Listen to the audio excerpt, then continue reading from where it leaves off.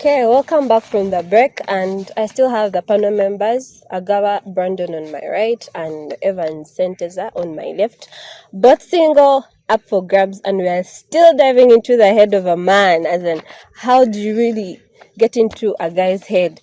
So, our first question will be, do men have a dating formula? Brandon. Oh yes, they have a dating formula. I teach mathematics, but it can't be put in a formula of a format of mathematics. But at least you all know that a man will first have his eyes made happy before any other thing.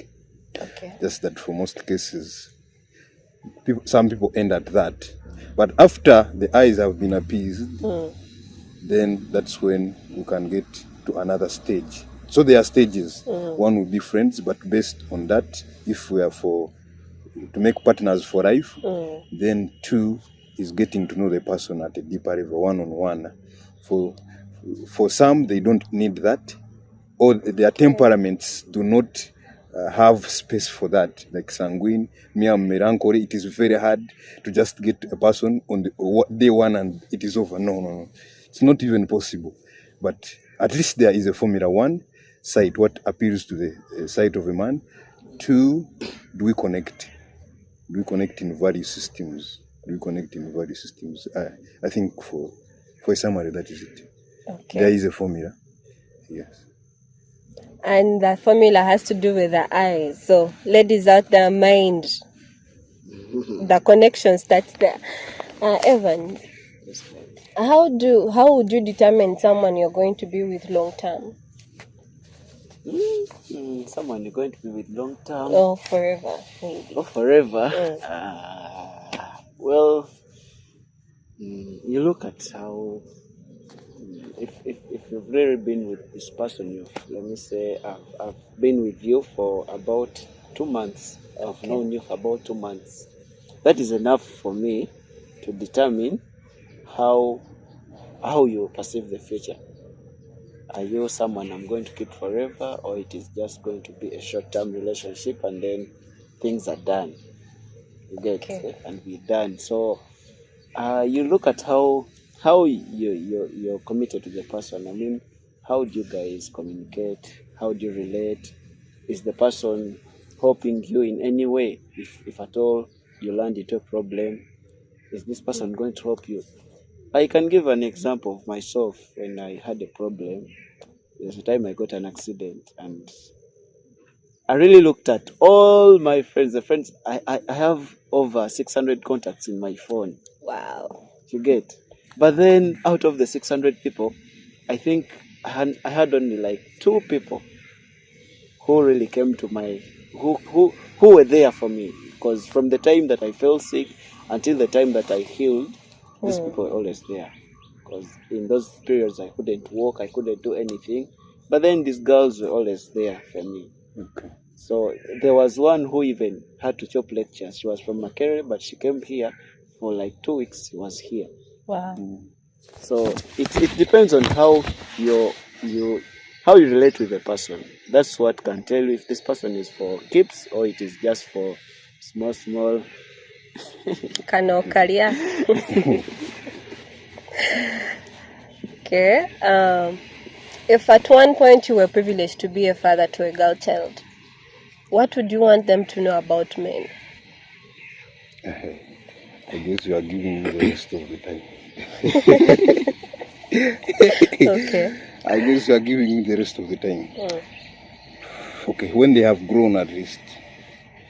If you are beautiful, that is good. But beauty will attract a man, but may not keep the man for forever. It is very important as an initial stage to attract a man, but may not keep the man forever. Because at the end of time, however much beautiful you are, beauty is not food. Okay. It does not bring money to the table unless your business is not for the day.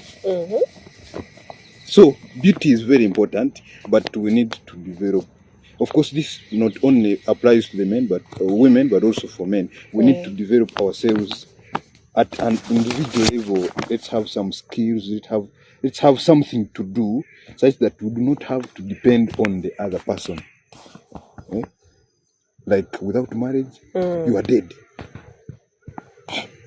What life is that? Now, then number 2, we are girls. Okay, we have been told from psychologists that a problem said is a problem half solved. Okay, there are 2 perspectives. A problem is either real or perceived. Now, if a problem is real and you have 10 problems and you have shared all of them, should we assume that 5 problems have been solved? Talking about problems is a good step. Praying about problems is a good step. But like we have said about beauty, there must be some level of personal development we have done to overcome problems beyond talking. So then number 3 is that sexual intercourse is not evidence for love.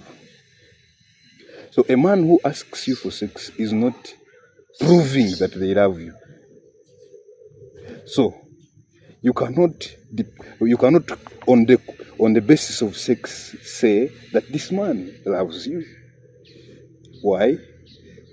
There is high desire, or like there is that intense feeling for both love, real love, and infatuation. You cannot tell that in 3 months or 1 month or something. It's only having to stand with the test of time. There are more things we will discuss, of course, but let me take this back to you. Okay. Evans, are there things you wish women knew about men? Things that I wish women knew about men. Well, generally, men are good people. Men are good people. Yeah, men are really good people. If a man really loves you, they'll have that kind of that commitment towards you. You'll be their number 1 priority. Leave alone these things of you think your boyfriend is there, but then he has another girl he's seeing. So it depends on how you are. You know, there are these girls. The girl is just there, but she's not taking you anywhere. She's just there for, their boys have a certain saying that, they have groups. Some, not all of us, but some men do have groups. Okay. They have circles. You find there's a category of girls, they'll be there to date. There are a category of girls, they'll just be there for fun and stuff like that. But then there's that one person that you're really committed to, and there are things you can do with them and there are things you can't do with them. You get? So if there are certain things you feel you don't want to do with your girlfriend, but then there are these other people that you can feel free to do them with, it really brings something that is, I don't know how to term that, but then to the person that you're dating, if you feel you can't do, there are certain dirty things that people do outside there, and you really say, I know this person, me and this person, we can't relate.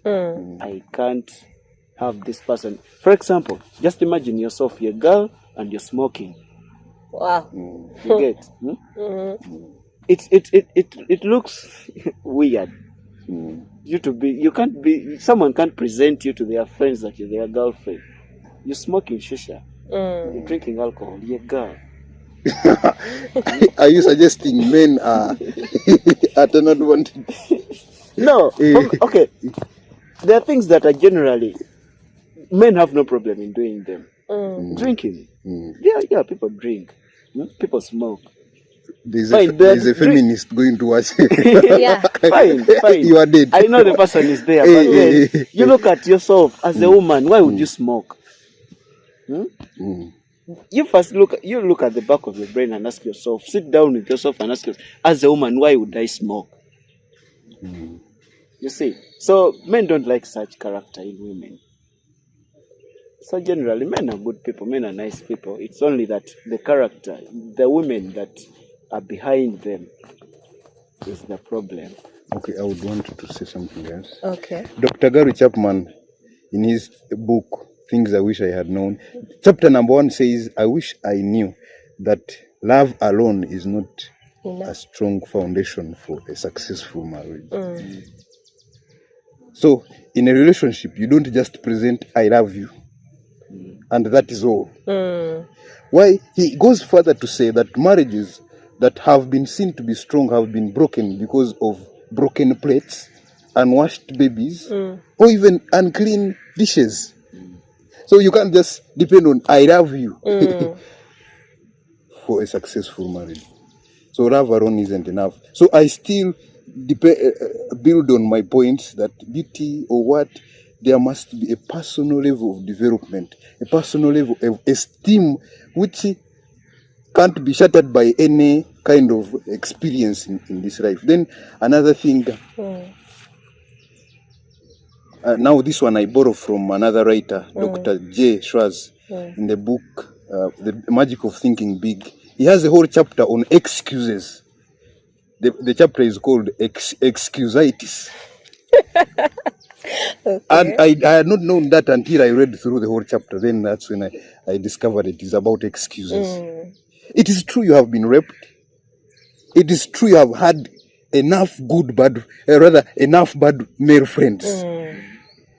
It is true. But you will not live like that. You cannot live 10 years ago today. True. You have got to live. You have got to live today for today. And tomorrow for tomorrow. Don't live 10 years like before. Where are you heading to? So excuse that mind, the negative mindset. It doesn't improve you as an individual. It is for both males and females, but I think it's more affected by females. It affects more females because their happiness comes from without in most cases. So thank you. Okay. On the same note, I want to ask, what is your say on women wanting already made men? Men that have money, men that are established, they don't want to go through the hassle process of building with a man. They want an already made man. Like we've been already sharing, even me choosing a woman, there is struggle I don't want to go through. Okay. Yeah, it's struggle I don't want to go through. Yes, I don't want to teach you how to cook. If you don't know, okay, I can teach you about a certain meal, but I cannot change your attitude about cooking just and then have you. So there are some things you already have to come with on the table before anything. So in that manner, also the woman is supposed to go with what they know. The Bible in Proverbs, is it 27 verse 7, says, for a hungry man, even bitter things taste sweet. But for a satisfied man, even a honeycomb tastes bitter. When you know, or when you are filled, when your inside is filled, then, okay, you may get creepy, but at least you have enough basis to choose from. You can easily receive what you want, as opposed to when you don't know. So that's why you want a more accomplished man. Okay. Yes. Thank you. Interesting. Really interesting. Evans, what would be your say? My say would be that already made men. You mean someone who has everything in their life, and for you just coming to sit in, just there to accompany them. Well, it doesn't work like that. There's a saying that men build houses and women make homes, something like that. So, fine, you'll find me, or I'll find you, I bring you to my house, and there are things that I, as a man, I cannot bring to the house. Okay. And these are basically things concerning, there are certain things that women they have more knowledge about. Yes. as not because for us men, our role is to, we are caretakers. I mean, we are supposed to take care of you guys, but then you play the biggest role in the home. For me as a man, I look at I talked about it earlier, the wellness, the welfare, everything, but then for you as a woman, you have to be there for the home, because the home cannot survive without you. You get? Otherwise, it's not a home. Yeah. You have there's that kind of responsibility that you have. A house without a woman is not a home. You, even as a man, you feel out of place. You get? There are these people who say that I'm happy when I'm single, what. They're not happy, generally, they're not happy. Yeah, they are lacking that element. They are creating something. You just create it in your mind that you're happy, but then you're not. You're missing. There's that element you're missing in your life. Either be it a man, if you're a man and you're single, you lack that element of a woman. Okay. Then a woman, if you're single, you say, I'm a happy single mother. No, you're not happy. At least there is that. Maybe you could be doing it secretly, and people are not watching, but then you also know it, that you're missing that man nature in your life. Okay. So yeah, basically that's it. Okay. So for now, for this episode, we are going to stop here. Anyway, see you in the next one, and we shall be with the same panel members. Ciao.